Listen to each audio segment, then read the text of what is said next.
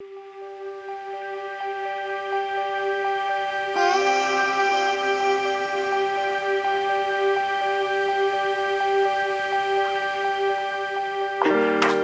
so welcome back to the DT Wellbeing Podcast with me, DT. And today, guys, I am honoured to have Jack Kavanagh with me. So Jack is a coach like my good self, but ex-Trinity, also like my good self. He's a host of his own podcast, the Only Human podcast, and, very reputable, experienced public speaker in the area of resilience, mindset, all these sort of great things. So I'm just delighted to have you with me today, Jack, and I can't wait to share this with my viewers because I've just been excited. Since you agreed to come on board with the podcast, I've just been buzzing to have you on board because even though we'd have followed each other and I knew of you, I wanted to get an hour of your time to pick your brain on a few things. So Jack, welcome.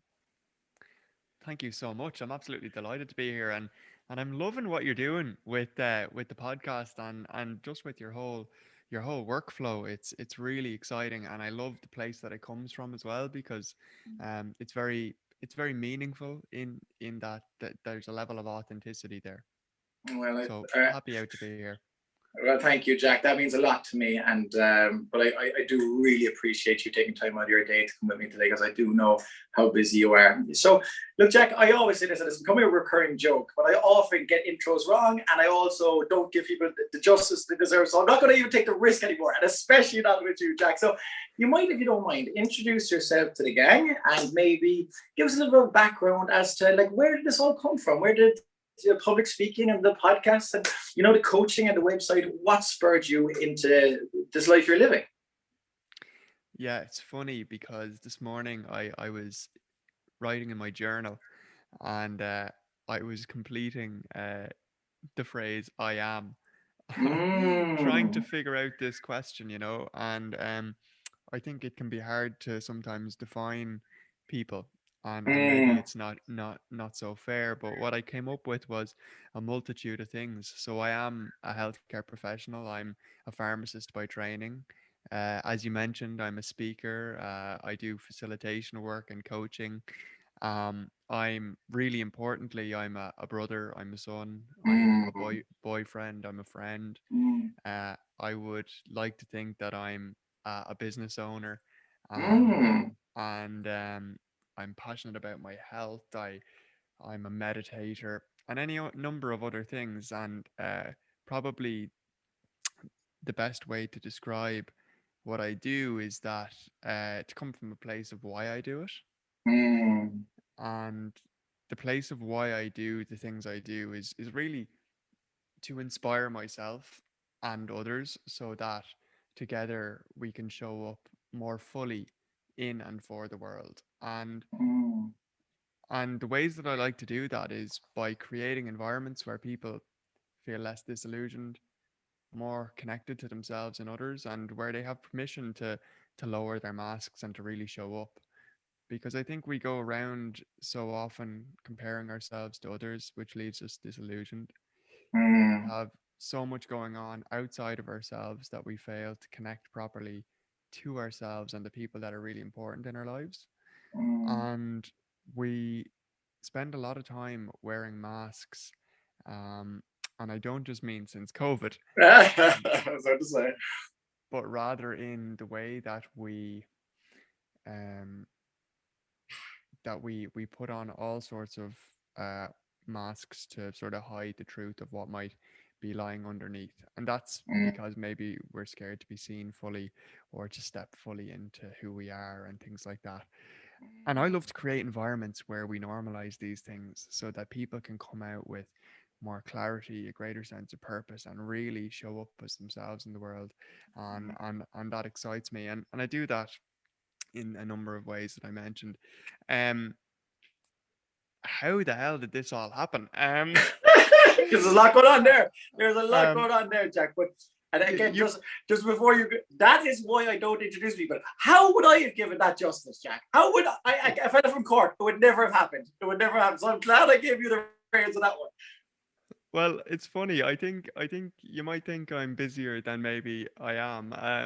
But I like to keep my time well balanced. But how did this all happen? I suppose coming through my teenage years, I, like many of you, will remember questioning everything and being one of those people that was kind of pushing out against the limits of my comfort zone. And I pushed out about against my comfort zone. I pushed out against my parents and my teachers and my coaches and everything. And I questioned like body image. I questioned how I fit in. I questioned my perception of myself and the world around me and all of these things. I got bullied at times. And if I'm really honest, I wasn't the best to others in some of my younger teenage years as well. And but as I came towards the end of my teenage years, I learned a lot from sport, and also I had learned how to apply myself in school, which was quite a distinct change from my younger years. I Mm-hmm. was really severely dyslexic when I was younger, and Okay. I was largely just written off as a problem child for the first year or two of primary school. And then they Yeah. realized this, and I started to get some of the help I needed. And I remember like going from a position very vividly of my dad reading me the Harry Potter books to actually spending a whole summer like in a beanbag or sitting on a rock on the beach, just like literally reading at a snail's pace, but I could read, and I was just engrossed in this world of magic. Mm. And and so I started to learn how to learn, and that became really important as I went to secondary school, because I started to actually apply myself and to see that the efforts that I was putting in could come back in the form of progress, and that was Mm. really important. And look, so many of us seek perfection, but really I was always after that progress, that sense of am I in some way developing, even if it's like it's never a straight journey, it's always up Yeah. and down, but am I sort of, am I giving things a shot here? And Brilliant. during those years, so I started to become quite like diligent, and then I learned a lot from sport as well. I used to do a lot of running, 800-meter up to 5K was kind of my ideal distance. Nice. And I played a lot of rugby. I played out half in in rugby, and my ultimate passion was windsurfing though, and I kind of learned Mm. different things from those sports. So like running, I learned what it meant to push myself as an individual and to battle Mm. with the voice in my head, that we Yeah, all have. for sure, for sure. Rugby kind of taught me how I interplay with the team and that dynamic that I actually thrive when I'm given a sense of responsibility, and Mm. I like being in the playmaker slot. That was enjoyable to me. Um, Nice. but windsurfing was like me absolutely in flow. And I think people find that Nice. in Yeah. different parts of their life. Some people might find it writing, some people might find it with the paints on an art canvas, others might find it in the gym or in a deep conversation with a friend. But for me at the time, it was really on the water, and you talk about that element of flow, of being on the edge Yeah. of your skill and the challenge, and I And loved time pushing just that. flies by, and you don't even have to think about what you're doing. I think the Deepak Chopra calls it dharma. It's just like it just feels like exactly what you should be doing with your life at that moment in time. I love it. Totally. And like, so all of this was kind of happening, and I realized during those years that I was really passionate about like people, and I didn't know how I wanted to go about working with people, but I knew Mm.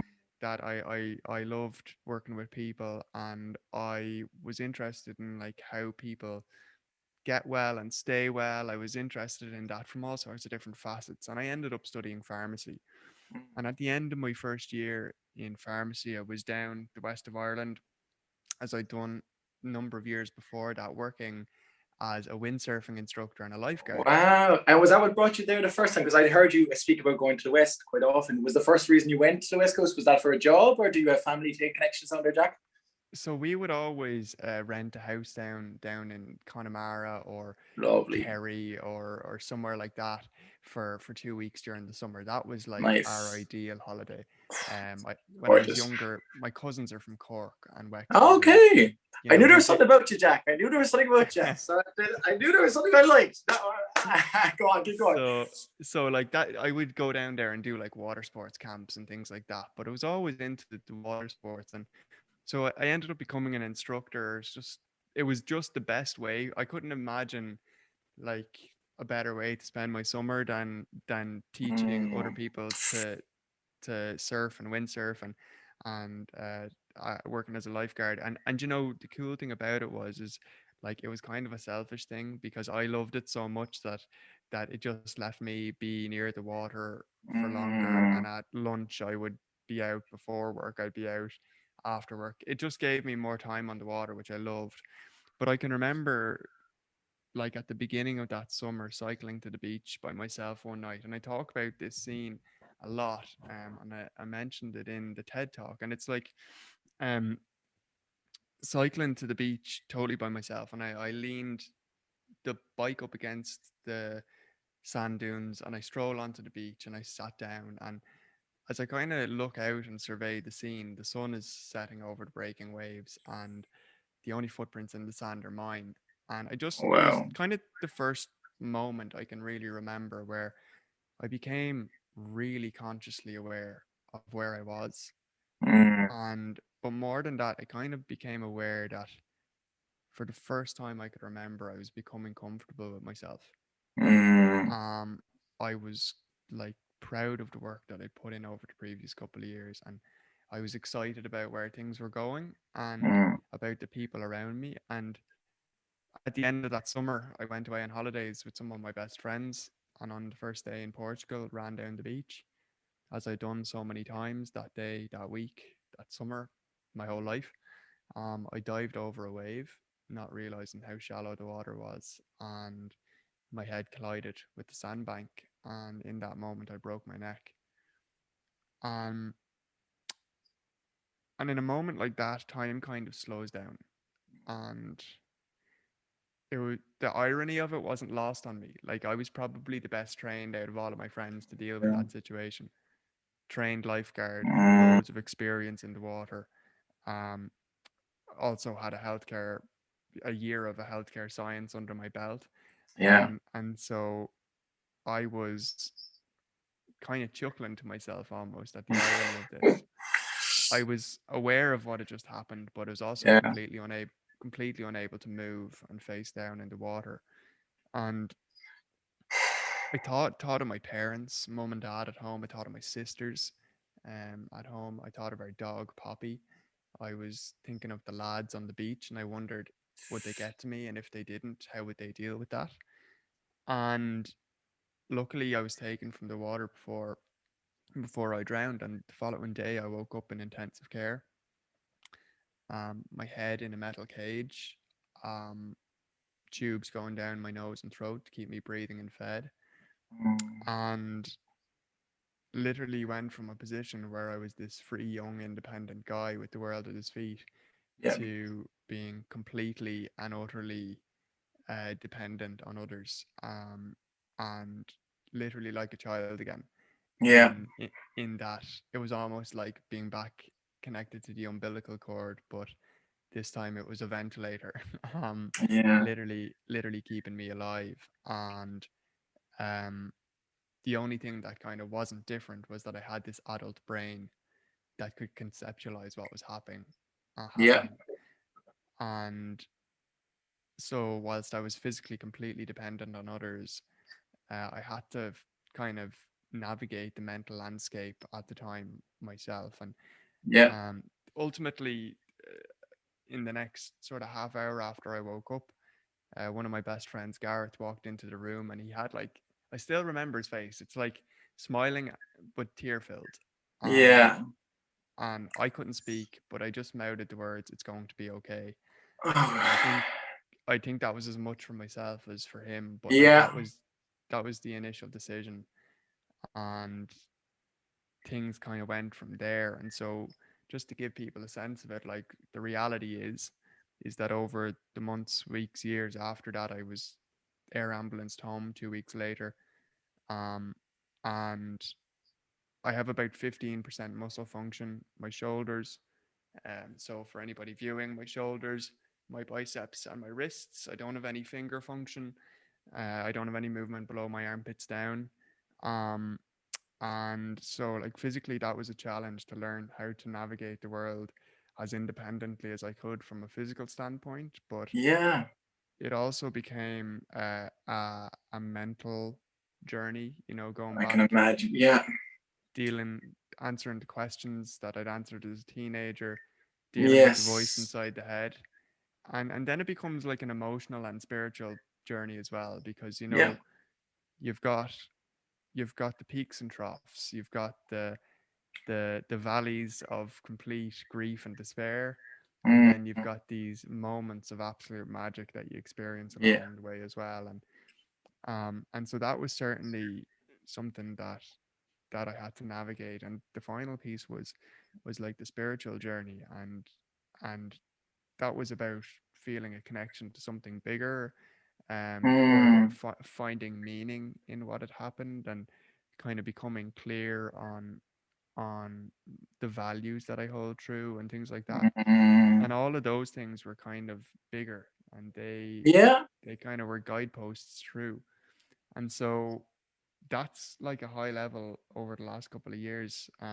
Like like yourself, I went back to Trinity, Yeah. uh, completely out of my comfort zone. Oh, I can Uh, imagine, mate. like the reality was is like everybody was like 13 months later, Yeah. shocked that I was back, and You got and 13 months. You were yeah, back in and college. yeah. So Wow, you Jack. see, that's kind of the reaction you get.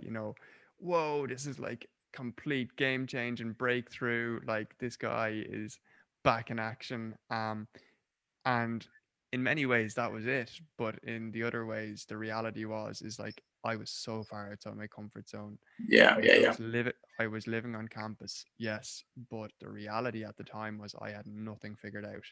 Mm, It was taking me like 3 hours and the assistance of two people just to get up in the morning. wow, man. And So like like, the resilience you showed to persevere through that, and like you got your degree, but like I can imagine like coming back after having, especially like the comparison that when before your accident you had that year in Trinity. So I just imagine like two different worlds when you were to return and to have to, it's difficult at the best of times, but to have to go through that. And your friends and all were still there, and they were a year ahead, but you had a social group to return to as well. Did that make it easier? yeah, Did you find that we community of? so absolutely. So we talk about like, we mentioned this beforehand, you talk about determinants of health and so on. Yes. Like being socially connected was so pivotal. And I Mm, like, yes, there was elements of this that I've had to do totally alone. Yes, there was mm, decisions, and I had to fight the mental battle, and I had to put in the mm. physical work myself, and no one was going to do that for me.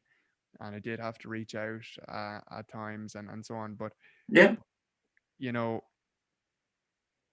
I would never be where I am without the people around me, and none of us would be. No, that is so true, man. That is so You know, true. And in um, those times that you had to do those things by yourself, Jack, so that when your friends weren't around and your family wasn't around, and you just knew that you had to do things by yourself, like what? Try to describe that to me in terms of your perseverance and your willpower and your resilience to like was that something that you just immediately made a decision? It was like, right, this is just a restart, like this is the beginning now, and I'm going to have to do this, or was it a learning curve, and where did you have battles amongst? Did you consider giving up, or did you consider throwing in the towel at any stage, or were you always this focused and this optimistic and having this drive? by no means was I always gung ho. I Mm, talk about, so I think if I pull it back a little bit, whilst I was having that interaction with Gareth, my friend that I mentioned, mm-hmm. in intensive care, my parents were on my parents were on a flight over to Portugal, and understandably, my mum was asking the question like, "Why Jack? Why would this happen to Jack?" And I think when shit hits the fan in life, we all ask that question, like, "Why Yeah, me? Why now? Why us?" yeah. And And that's an important question to ask for a period of time, because it creates a bit of space. It gives us chance to come to terms with things and to grieve in some way, or to come Mm, to some sort of acceptance, regardless of what the trauma is. Mm. um, or the loss is. But I realized after a certain while that that wasn't serving me. And on the Yeah. plane, and on the plane, my dad responded to my mum and he said, "Well, why not, Jack? Why should this have happened to anybody else on the beach? Yeah. You know, why would we be so lucky as a family that this wouldn't touch us?" Yeah. And like, there's great humility in that, and Yes. there's a great sort of level of not fighting with reality, uh, Yes. and stepping out of the denial. And that was something that I had to do again and again and again. And I only learned about this conversation a long time later. Okay. And that was the journey that I went on too, though. I went Yeah. from a position of saying, why me, to why not me? Yeah. And I went from saying I can't, to opening the door a crack to say I will try, to I will find a way to say I can, Nice. to saying, from saying no to maybe to yes, and to give, from giving up to fighting on, and these are all transitions, and they're all spectrum. Every one of those is on a spectrum. Yeah. But I fell back to this idea of, I had a big vision. Like, I did want to get back to college the following year, and that was the decision that I made. And I wanted to go back and be a contributing member of society again, and all of these things. The reality was is that my starting point was learning to breathe without the aid of a ventilator. And so it was maybe a bigger jump than I had in first year college. And Holy so, man, that is like, honestly, when you told me the timeline there, I was absolutely shocked. I thought you returned like years later. That's a quick turnaround, mate. And what an ambitious goal to set for yourself, but you achieved it, obviously. yeah, and like, I think the thing is I didn't do anything big in one day. Yeah. I didn't do anything big in one day, and that's really important to say here. Is like, Mm, all I did, and I say all I did, but I had to do it, was small things consistently. nice. And it was that idea again of progress over perfection. Yes, I love that. Like, good God, there was no perfection. This was messy. This was not a smooth ride. This was not straight. And I would love to say that it was, Yeah, um, yeah, yeah. from A to B. But the reality is like, life is up and down, and I call it Yeah, the heartbeat of life as you go from one side to the other. The ups and yeah. downs are the thing that remind you you're alive. For And sure. And it gives us that satisfaction when we're at the top. And then it gives us a bit of solace when we're at the low as well, I think. It's just like, because the good times don't last, let's appreciate them. The bad times don't last either. Put the head down, get through it. And it's just the awareness that this is the reality of human, it's the human the condition. human condition, yeah. Slap. Yeah. Um, but like, it's funny. Like, I get back to college, and as I mentioned, like, at the time, I'd been told in rehab, and kind of they have to paint um the worst case scenario, and Mm, what I was told is, you will need the assistance of two people to do everything for the rest of your life. Like, and I just fundamentally, like, my words weren't as savory back to the consultant at the time. yeah. But I just fundamentally didn't choose that. Okay. Um, and there's a moment there, there's a moment there where you either accept that, or you Yeah. decide you're going to challenge that. And for me, it was to systematically challenge that. And I mentioned it was two people and 3 hours to get up at the beginning of Yeah. college, and so exhausted by the middle of the day that I didn't have the energy to get back into bed. So I'd put a pillow on Mm, the table in my dorm room and just slump over for an hour or two. Like, this was kind of the reality of where I was. But I remember making it to Christmas and sitting around the table with my family and just looking at each other and said, you know what, we did this. And oh, that was, man. that's a magic moment. Um and from there it was like, okay, I've survived. Like, what would it look like to take the next step? And little by little, I was challenging and challenging and challenging um, the realities of the circumstance that I found myself in. And by the next year, like, it was taking me like one person and about an hour an hour and a half to get up. And I just started like really being like, okay, well, what are simple routines and rituals that I can instill here that like mean that I am really taking care of myself here? Like I'm not Mm. skimping on anything. Like I need to Yeah, pay more yeah. attention to my body than maybe I did before. So how can I like really Nice. show up for myself, but also I want to live a productive life. Like I Yeah. don't want my spinal injury to define everything about me. And Yes. And you're so not I going to cut off your nose to spite your face in terms of like determining that you're going to do things for yourself. You still wanted to be the healthiest, happiest version of Jack, but you wanted to be able to do it yourself. exactly. And you know what, like being in college, living on campus, like all of these things are important. I recognize just simply like I need a good night's sleep. Yeah. Like like this is more tiring for me at the moment because of the circumstances than it is for any other student here or a lot of students here. Like I need a good night's sleep, and if I'm getting up at 6 in the morning to be in for 9, that's not helpful. Mm, And yeah. so quite simply like shortening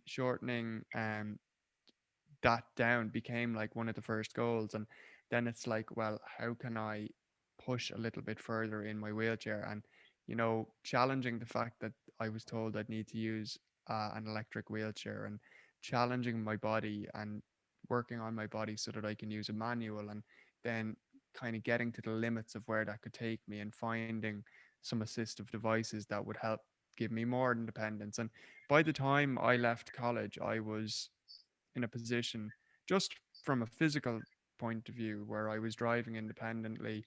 I have like an electric scooter that I clip onto my chair to help me get around the city. I'm Class. really independent in flat areas, and inside I use my manual chair in flatter areas.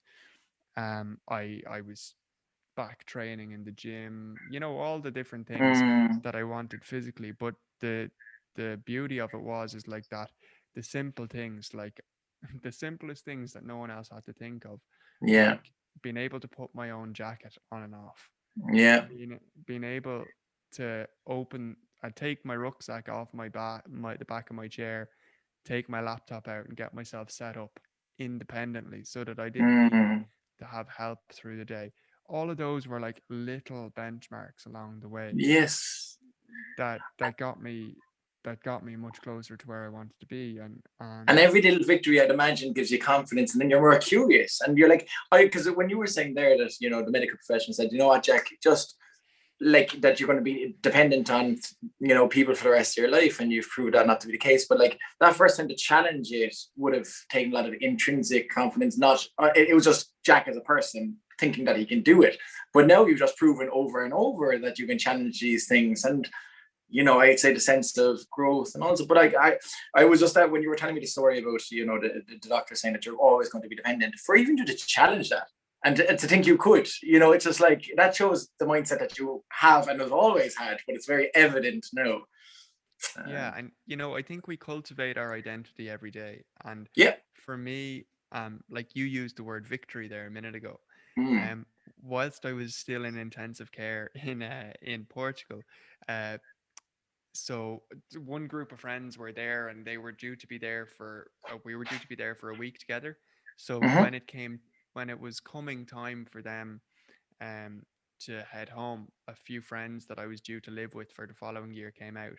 And at that transition point, when they were all there, we'd figured out this kind of like predictive text way of me spelling stuff out and so on. And we also had like a card with the alphabet on it, and we could spell things out different ways so I could communicate. And I came out of like this delirious post-op um uh medication induced delirium. And I definitely been having like this sort of American football style motivational scene play out in my head or something. I can still remember like feeling like I had like the team around me. And Yeah, I yeah, came yeah. I came out, and like they said, "Oh look, Jack wants to say something." So we started spelling it out, and what I spelled out is victory is forever. And Nice. I spent a long time trying to figure out what that meant.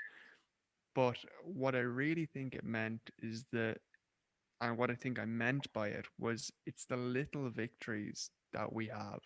Yeah. No matter what we face, it's the smallest victories that we have that add up over time. And you know what? They're ours no matter what they are, Yeah. and nobody can take them away. No. And that kind of became what happened over the next couple of years was I was just looking for small victories. And I was looking for the key ring that I could use to open the zipper on my bag. I was looking for Mm, um the slickest way that I could hold my phone without finger function. I was looking for the smallest little solutions that were massive small keys that opened big doors for me, you know. yeah, And they compound over time and they kind for of give sure. you an identity that says ultimately I will find a way to handle this. Yeah, for sure. And like the self-efficacy and the self-esteem from you winning these victories that, might be not unique, but very different to, your contemporaries and peers. And the victories, it just builds that self-esteem and self-efficacy. And we're all stronger as a result of those victories. But you're just looking for different ones than I'm looking for. But Yeah. we're both doing the same thing. We're both doing the same thing. And the hardest part for me was recognizing um and accepting that I needed help Yeah. with certain things. Now Yeah. that didn't mean that I didn't stop pushing myself to become as independent as I could in different ways, but Mm. actually allowing myself to accept help where I needed it. And I Yes. think that permission piece is something that none of us do it by ourselves. And um I think if we could be more um accepting of help at different points, we could help ourselves relieve a lot of the suffering we otherwise For inflict. And sure.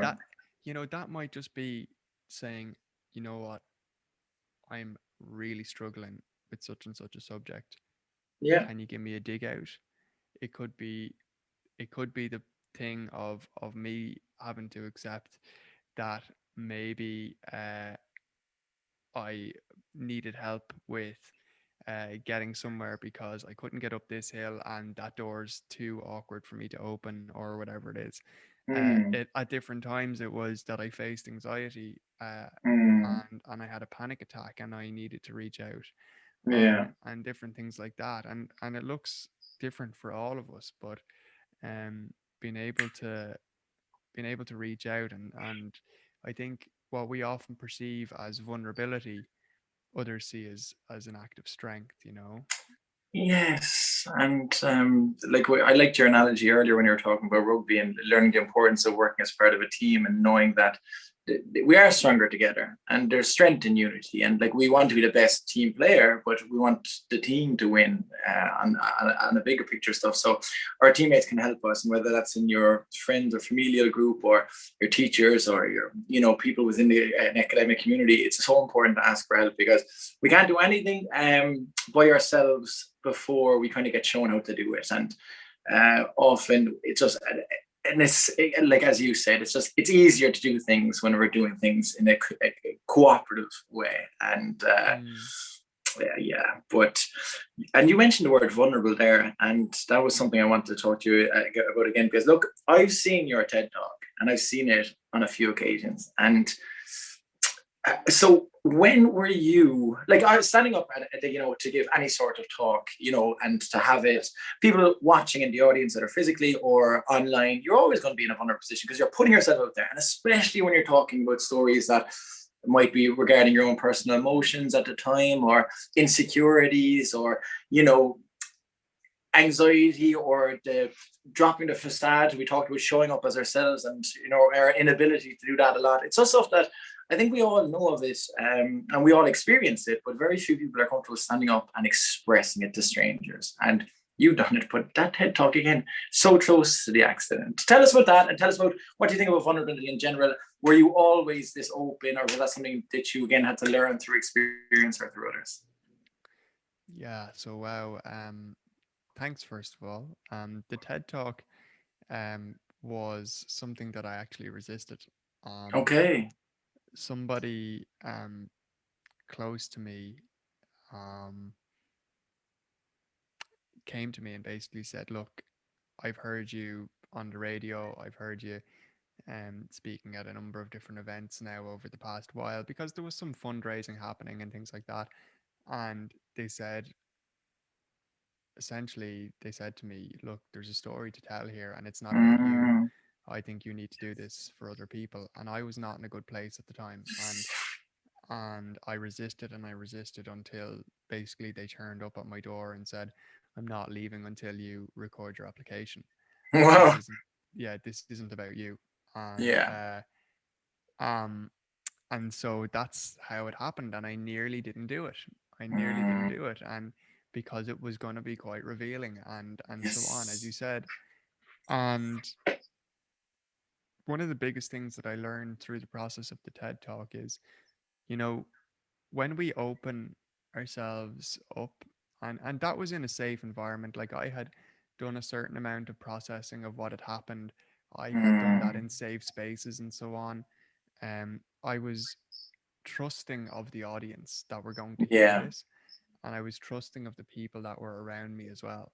Yeah. And I was, it's important to say that I was, as hard a time as I was going through, I was reasonably secure Yeah. within myself at the time, Okay. all things considered. But I think vulnerability in, as I said, safe spaces um, is incredibly empowering. Um, Yes.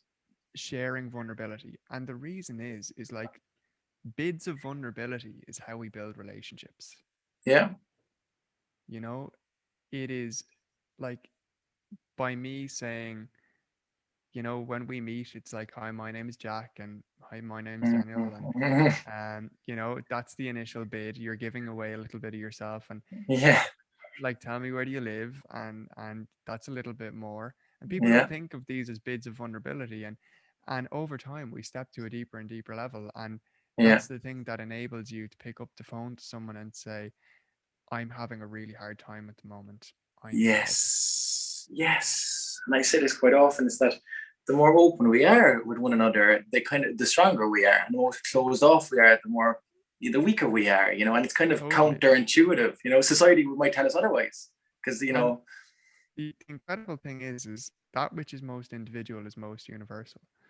The yeah. things that we think could only possibly be our own experience of, that sense of being in a really rough place, of having imposter syndrome, of feeling worthless Mm, at times, of completely doubting yourself, of being scared of yeah. success, of any of the different things that we might face in our lives. We think that we're the only one experiencing them, and then someone says it, and Yes.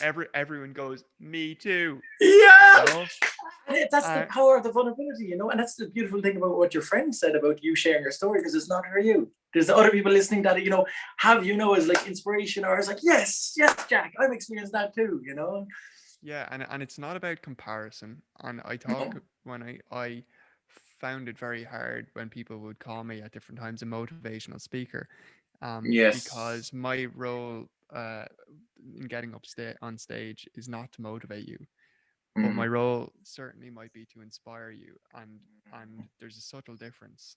And the difference is that inspiration comes from within each person. It's it's us looking at someone else and not comparing, but saying there's an element within their storyline or what they've done or what they've shared that allows me to see that within myself as well. And if it's yes. possible for them, it might be possible for me in whatever way that is. And inspiration Beautifully put. That was literally means beautifully to, put. thank you. Inspiration literally means to breathe in, and that becomes like the breath of life for people when they take something on that's challenging, or when they're losing they've lost their way, or whatever it is seeing and experiencing inspiration through others allows us to experience it within ourselves, and that's the thing that gives us oxygen to keep going. um How I got there from vulnerability, I don't know, but Ha! Perfect. I'm glad you did. I'm glad you did, Jack. I'm glad you did. Well, it's beautiful, and what I totally get how we got there from vulnerability, because like by the virtue of the fact that you dropped your mask and showed your vulnerability, that's how we inspire. And we're not there to motivate. We're not there to get people moving. But if somebody can find some bit of resonance or some bit of, crossover in our story, and we might, especially if we're just a little bit further down the path than they are, it just gives them hope. I think it gives a glimmer of hope. And without that vulnerability, and without you expressing yourself in the manner in which you didn't potentially want to before you went on to the TED Talk, the world would lose out. Those people would lose the opportunity to inspire, as you said. Absolutely. And you know what? Motivation is the byproduct of that. Mm, That happens as a byproduct. Because people might get yeah. clarity about what it is that they want, and then they actually say, you know what, I think I could do that too. Yeah. Um, and the other thing to say is that in our moments of greatest perceived vulnerability, and I say that Mhm. on purpose, is we perceive ourselves to be vulnerable when we're having like experience. It's always when we're experiencing challenging things, Mhm. which is one half of a coin or one side of the coin. And when we step into the space from that place, Mhm. when we step in, even though we're scared, even though we're frightened, even though we feel vulnerable, and we share a piece of ourselves, what everybody else sees, or with the person on the other end of that sees, whether it's one people or 100, Mhm. or one person or 100, what that other person experiences is bravery, is courage, they have Yes. respect, all of these Yes. things. Like I was literally with a group of young people the other day doing facilitating a session, and one young person shared her experience of depression and anxiety, and a diagnosis of PTSD following a traumatic incident. And she spoke about her journey of going through that. And I asked her, how was it sharing that? And she said that was really scary. Um, I definitely felt vulnerable sharing it. And I said, okay, can I just pause you for a second? And I asked every other person in the group to feed Mhm. back to her what they experienced. And every single person came back and saw strength and courage, bravery in some way, shape, or form. And I asked her, like, subsequently, I said, how does that land with you, and she had a dramatically changed perception of what it meant, and she could see it from the other people's point of view then as well, Yeah. Yeah. Yeah. And it's kind of like what you were saying earlier about what's individual is universal, and like we know this to be true, and we experience it when we see it. And I just feel as though it wouldn't be wonderful if we could all get taught this at 4 years of age, and like we know it, because it's factually accurate. Like I think it was I can't even remember which Irish literist it was that said it, but it was like, the wise man is just the person who speaks the stuff that everybody else knows about, but he speaks it, and he speaks with a conviction, and then he's perceived as wise. But I think deep down we all had an inclination that was true. But yeah, we just need to kind of impart this knowledge, because what is more important? And if we were all to be a bit more vulnerable, the world's a better place. So we just got to keep this conversation going, Jack. And if you could tell more people about how that girl felt, I think it would definitely inspire others to do it. And that might motivate them to be vulnerable. Who knows? But you're giving them the chance through the inspiration. So that's a lovely story. And I'm a teacher. I'm a teacher first and foremost, and I will always be a teacher first and foremost. And what you're doing as an additional service to the education system, I'm just really grateful, because that's what should be taught. Um, and also earlier, right? So we were talking about this before we came on air, so we may as well mention it again. But you know, my business is DT Wellbeing, and I'm doing a PhD in well-being, of whatever that means. Like, it's so young in finding its feet in the common vernacular, we don't even know how to define it. But we're talking about determinants of health and determinants of well-being, and you had some insightful insights, I suppose, sorry, our perspectives on it. So you might talk to us about, what do you think about determinants of well-being? How do you look after your own? What are you doing for yourself to make sure you're as healthy and as happy as you are? What do you think, Jack? Yeah, wow. Well, it's multifaceted, isn't it? I Mm, think, probably positive psychology, positive health, um, you know, those kind of schools of psychology and health, holistic health, and so on, were probably the people that first tried to define well-being officially. Yeah. Best definition they came up with so far, from what I can see, is PERMA. Um, Mm. so PERMA stands is an acronym that stands for positive emotion. You might help me if I get this wrong. Positive emotion, engagement, which is flow, or is relationships, M is meaning, and A is accomplishment. I And love that.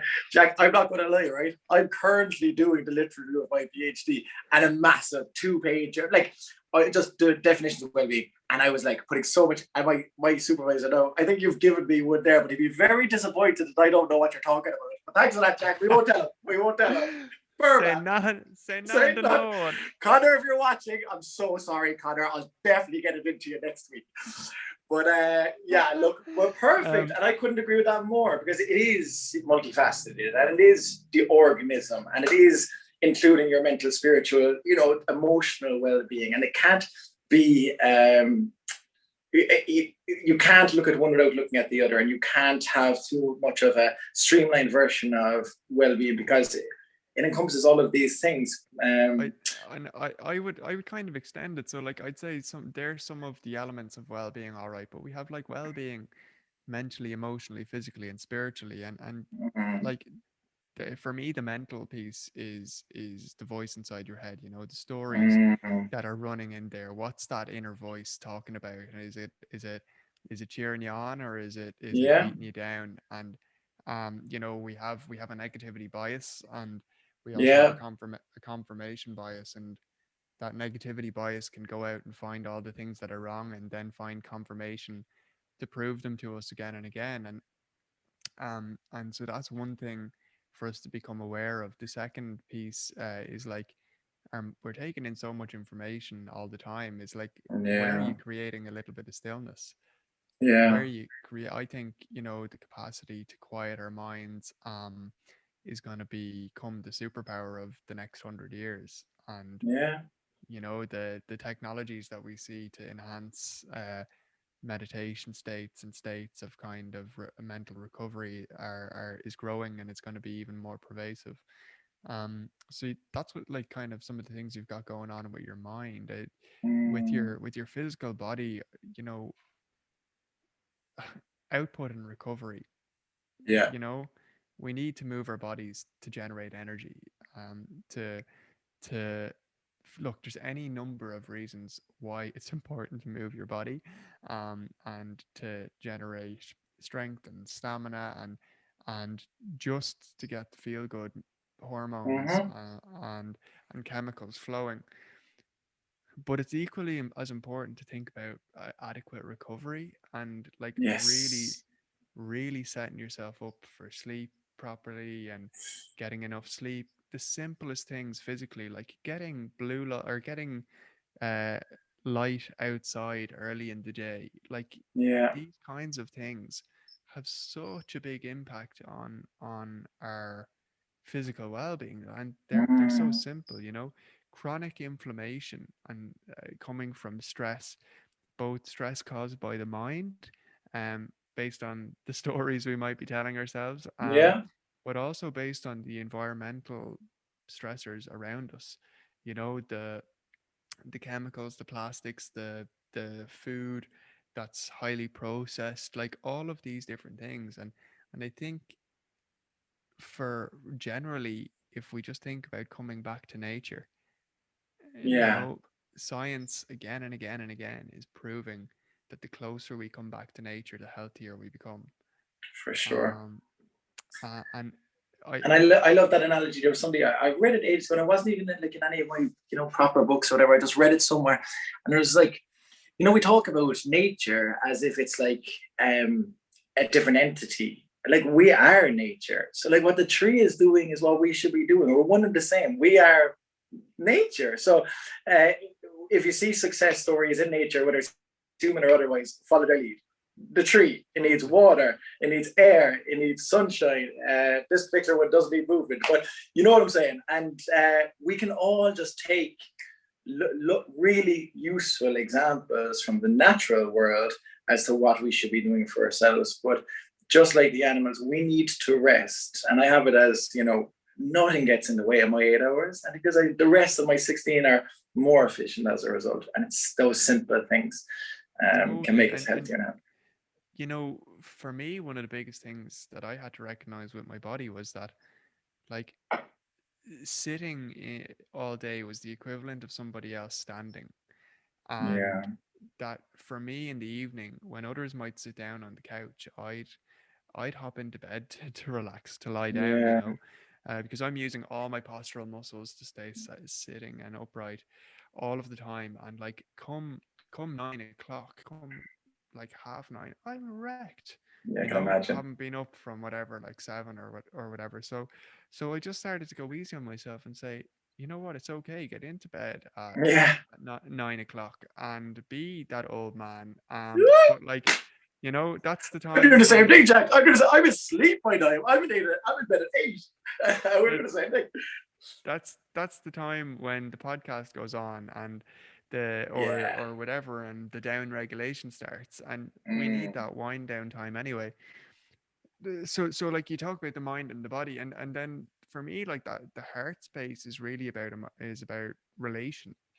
Like we're always relating to ourselves and to others, and it's our emotional well-being, and so much of that is buffered through others, and having a tribe of people, whether that's big or small, it's just a small trusted tribe that we know have our back, and that we can interact with, and even if that's one person, or it might be 5, or it might be a sports team, or it might be a choir, or it could be an art class, or whatever it is, but it's having a place that you can go and support and be supported, cheer on and be cheered, these and kinds of things. And be comfortable to ask for help, as well as to pay heed and to give it when asked upon to give help. This is 100%.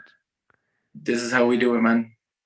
So there's some of the really important things, and like the final piece that I would say is like you've got your spiritual well-being as well, and your spiritual well-being is about your values. It's about feeling part of something a bit bigger than you, like the community or the world at large. For some people, it'll involve religion, but I think about it as like values, a sense of what is some of the purpose and meaning behind what you do, or what's maybe a bit of a vision of how you want to live your life, and those kind of things anchor you into a spiritual place. And when all the other things fall away, feeling part of something bigger than yourself in some way, and having some guiding values, they're the things that really help us navigate the uncharted waters when shit hits the fan. Brilliant. Jack, I am going to stop you right there. That was absolutely perfect, what you just said there. And look, man, I'm not going to take too much of your time today, Jack, because look, I do personally feel, and this isn't joking, that we could do this all day long, because I've enjoyed it so much, and we have so much common ground, and I didn't even get to talk to you about everything I wanted to talk to you about. But look, I just think that's a very nice way to finish things up, and I just wanted to thank you again for giving me your time today. And if, let's say, people wanted to reach out to you, Jack, or wanted to hear more about what you do, how can people find you, Jack? Yeah, so you can find me on Instagram and on my website. I'm on all the social medias, but I'm trying to rein back my involvement there for my own headspace. Well-being, so, for sure. So social media, the handle is Jack Kavanagh IRL for Ireland. Jack Kavanagh IRL. The website is jack-kavanagh.com, or you can just drop me an email, hello@jack-kavanagh.com, and I'd be delighted to touch base. Well, look, Jack, I was delighted that you touched base with me today, and I hope you enjoyed it as much as I did. And absolutely. You're a guy I wanted to grab for a long, long time, because it's like such an inspirational story and such an inspirational present. What a guy, ladies and gentlemen, what a guy. And just keep doing what you're doing, mate. You are inspiring so many, and you're just being true to yourself, and you're showing up as yourself every single day. And it's very, very obvious, just as you said in the intro, that my story is authentic. It is so obvious to everybody else that you are focusing on, what we discussed in terms of something bigger than any of us. And you're doing wonderful work, and you have always had my respect and admiration. But today we had the crack, so you made me smile too. So that's another tick for Jack. So look, Winning. winning. And look, we'll definitely have to do this again, Jack. We'll have to have another chat because I enjoy that so much. And but look, thanks again, mate. You're an absolute star. Thank you so much. Delighted to be here. Good man. Well, guys, look, that's enough from me. And next week we'll be back again with another guest on talk about stuff that I know nothing about. But today, again, so grateful to have Jack Kavanagh. And please, if anybody has any questions regarding Jack, or would like to ask me to ask Jack a question to reach out again, please do. But yeah, look, Jack, you're an absolute gent, and enjoy the rest of your day. I will indeed. Likewise. Take it easy. All right, guys.